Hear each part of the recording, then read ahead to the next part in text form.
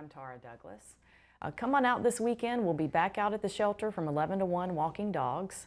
And you won't be able to meet our pet of the week because he is one of the fortunate ones who was with Meredith Dempsey at For the Love of Dogs. So he's got a stint where he doesn't have to be in a kennel anywhere but at Meredith's. His name is Django. He is a blue heeler puppy.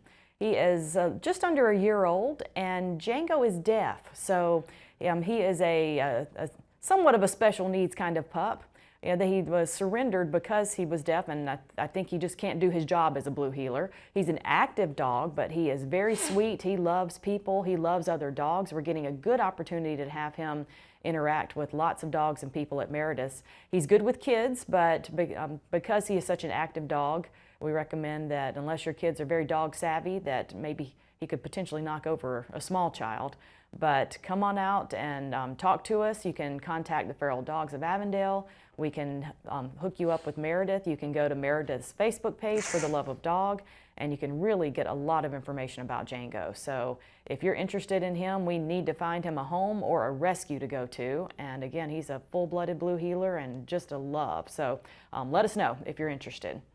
Now we're going to get to our special guest today. I've asked Ashley Jones to come on the show. She is a realtor with Front Porch Realty, and you've got all kinds of stories for us. Thanks for coming on the show. Thank you for having me. I appreciate it. Now, how long have you been in real estate? I've been in real estate about 8 years. Okay. And so what have you seen over that 8 years in this area change? Well, the market has come up a long way. Our businesses here have really escalated to the point of Sylacauga's now a lot more booming than it was before when I first got into real estate. And so right now, is it about to ramp up with summertime coming, Yes. with people selling houses and buying houses? Springtime is always the time to go and look and sell and buy, and because everything's blooming and pretty and the grass is green. And it gives everybody the warm, fuzzy feeling when they walk up to a home? Yes. Do you often have people that have pets that are asking you for specific things for pets, cats, dogs? Absolutely. I just had a client, we closed on their house 2 weeks ago, and one of their stipulations was they needed a little bit of acreage because they do hunting dogs. Okay. So I do that a lot, where they're like, hey, I got to have a yard for my dog, or I got to have space for my cat, or So I cater to the humans as much as the pets most of the time. That's great. Now, is there any specific thing that you would that would help you if someone's looking for a house? Are there certain things that you wish people would tell you or make sure that you understand so that you can find a home for them? Most of the time we do a pre-approval first. That way we know exactly budget, loan type when we go into these things. But the big thing is going ahead and adjusting your wants and needs, because your needs may be just your needs, but your wants, where you think you need it, you may not, remembering that sometimes the first home isn't going to be your dream home yet, but we'll eventually get there. Yeah. Over the years, I've upgraded a lot of people from their first home to their bigger home, or downsizing from, the family home because the kids moved out. So, just kind of going ahead and setting those expectations.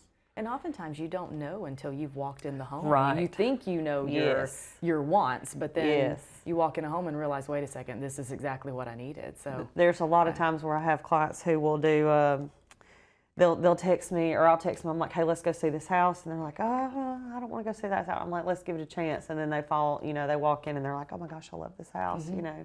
You just know when you walk in your house, whether it's yours or not.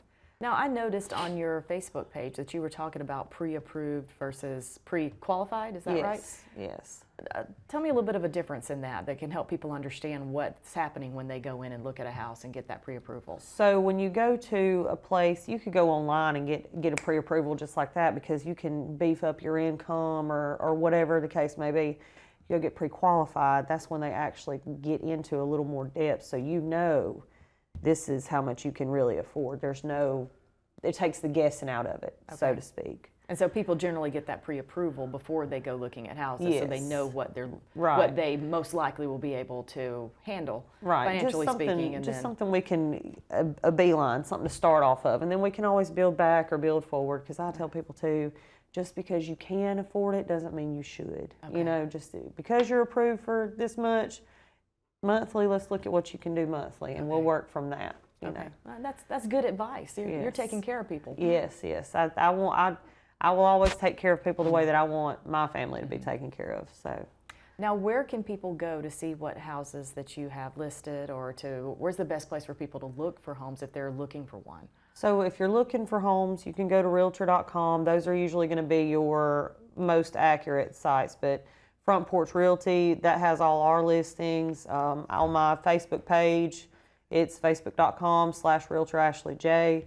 I share a lot on there.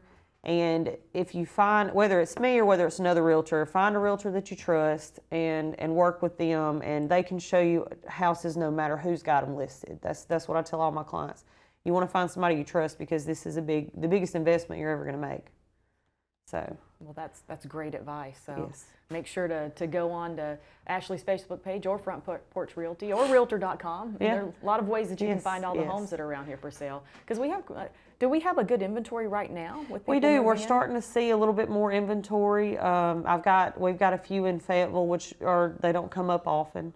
I've got one listed now. A couple of my friends have a couple listed out there, and I got one coming soon down there. So I mean, you got the area, and the inventory is finally starting to open up to Okay. more buyers. So. And how far out, one other question, how far out do you look? Like if someone wants you to look for them a house, I know you live in Fayetteville, right? Right. And then you're looking at this entire area. So where all are you looking? Oh, we basically? go, I've sold houses over towards like Sand Rock outside of Gadsden. I've sold, if I'm in an area where I can't take care of you, and a lot of my colleagues are the same way, we have people we can refer you to that we trust, so you're not just going in blind. Okay. But my main business is the greater, like Talladega County, Okay. Coosa County area. Okay. Now, you were talking about looking for homes with pets. You've got your own Yes. pets, Yes, and you've got some good yes. stories with your pets. So Yes, they keep us on our toes, that's for sure. That's our cat. You wouldn't know it by looking at her, but she was under our house. She was abandoned, best we can figure. And we had to bottle feed her every 2 hours, just like a baby. When we first got her, she was less than a pound. She had eye infections and had to be on antibiotics. Now she's about 17 pounds. And you wonder how a tiny little kitten ends up under a house by themselves. Yes, yes. We've seen a lot of them over the years because there was about 17 that the neighbor would feed. And so, we would, every now and then we'd see a kitten, and, we'd know where it came from. Well, that kitty looks fat and happy now. Oh, yes, she is. She definitely is. Now, this is Luna, right? Yes, that's Luna. She's from the shelter. We got her when we went and donated our late dog. He had kidney failure. He was a rescue too. Okay. And we went and donated his food, and I was still heartbroken. I said I didn't want another dog, and she was just sitting up front and center as a puppy and just a big ball of fluff, and I said, go get the paperwork. How could you leave her? Right. Go get the paperwork. And he is an outside dog. Rolo, he's a funny one. He came from the shelter too. He is not he's friendly, but in his own way. He likes to look at people from a distance. He's not real loving. So you've got a very interesting story with him. Let's talk about how you ended up with him, how he ended up at the shelter, because his story is not an uncommon story, sadly. Yes. So what was his background? And So we went to the shelter, and we had talked about getting another dog, and we weren't really entirely sure that we would know the dog when we seen him. And there was one that Lakin and I had fallen in love with a couple months before. His name was Samson. I don't know if you remember him or not, but and I was like, if we're getting another dog, I want that one, And we passed Rolo's kennel, and we had seen him the day actually we adopted Luna, and he was in a little, the little, like they had just caught him, and I was like, oh, he's a puppy, he's gonna get adopted. So we got Luna. And we walked by a kennel, and we were going to see Samson, and I saw Rolo. And I think they had named him Keystone or something, and he was in the very back of the kennel, and he just looked horrified. I mean, he just looked horrified. And my husband's like, let's just meet him and see if he's, So we took him out to the yard, and he would freeze up. He just wouldn't move. So they told us, he was born a stray. He had been caught with his siblings but he was the last one to get caught because he was real slick about getting away from them. And so he grew up in the shelter, and he just had never had good experiences with people. He didn't have a good smell about him because he had Demodex, which we didn't know till we got him to the vet. But you know, he had a lot going on, and he was not. He finally got to where he would come to us, but it was more out of fear, I think, than love. And so now, I mean, he got loose one time off his leash. He's been outside ever since, and he's the happiest, fattest outside dog you've ever seen. And it looks like he comes in some too with that picture of him on the couch. Yeah, So. yeah. But he enjoys his life outside. So you know, once we got him fixed, we just kind of let him do his own thing, and he stays in the yard. Yeah. So he rings the doorbell, lets us know he's there about, you know, a couple times a week, and that's pretty much what we do. Yeah, Ashley's got some great videos of him ringing the doorbell. So yes, he'll ring it till he gets it where it'll whistle back at him, and then he'll walk off. He's kind of like, "Hey, I'm here. Just want to let you know I'm still here." You know. Now you did, when you first took him home, you fostered him. Yes. Correct. Yes, Okay. we fostered him because we weren't sure how he was going to react to Luna, and then the cat. You know, she was a little smaller at the time. Was that right after you pulled her out from under the house? That was actually about a month after, so she was actually a little bit bigger then than she was. So she's a stroller cat, Yeah, apparently. she loves it. If she's got a small space she can fit in, she's gonna sit in it. So and the cat does not like Rolo. Now Rolo loves the cat, but she don't love him. Yeah. So, but we fostered him, and he would make a little bit of progress over those few days, Yeah. and so we just didn't have the heart to take him back to the shelter. I said, well, look, we're committed to working with him, and if that means, you know, months of, hey, we're here, we're not going to go nowhere, then that's what we're going to do. He's been with us now for, I want to say, 3 years. Okay, that's great. Because, you know, some of those dogs come through, and like his story, they're terrified. You don't know what they went through. Yes. And the staff there does a great job working with the dogs, and now we've got the group of volunteers that come on Saturdays, and some of those volunteers have started coming during the week too.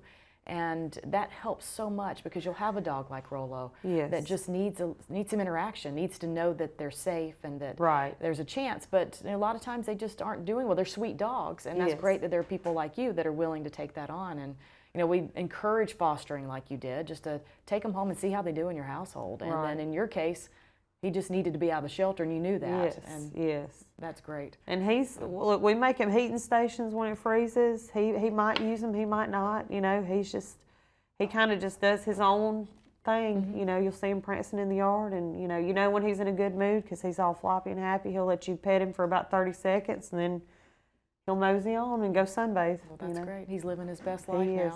now. He is.